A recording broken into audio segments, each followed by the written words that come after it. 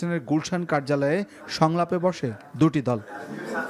BNP মহাসচিবের নেতৃত্বে প্রথমে সংলাপ অনুষ্ঠিত হয় এহসানুল হুদার নেতৃত্বাধীন বাংলাদেশ জাতীয় দলের সাথে।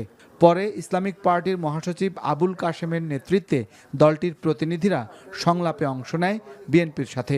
সংলাপে সরকার পতনের যুগপৎ আন্দোলনের বিষয়ে ঐকমত্যের কথা তুলে ধরা হয় সংবাদ সম্মেলনে। আমরা একমত হয়েছি, যুগপৎ আন্দোলন আমরা করব।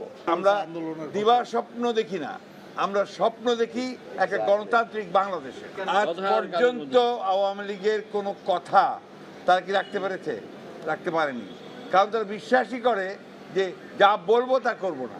এ সময় সাংবাদিকদের প্রশ্নের জবাবে মির্জা ফখরুল বলেন, বিএনপির গণসমাবেশকে বাধা দিতে সরকার মরিয়া হয়ে উঠেছে, তবে ঠেকানো যাবে না গণস্রোত।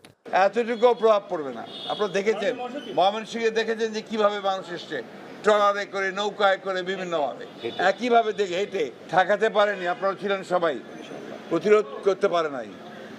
খুলনাতেও দেখবেন, গাড়ি বন্ধ করুক আর যেই বন্ধ করুক, সেখানে গণতন্ত্রের দাবিতে তারা সবাই এসে উপস্থিত হবে। আমরা কোনো হরতালও মানবো না, আমরা কারফিউ মানবো না, আমরা সেখানে উপস্থিত হব। বিভিন্ন সময়ে আওয়ামী লীগের শীর্ষ নেতারা সমাবেশে বাধা না দেওয়ার কথা বলে আসলেও তারা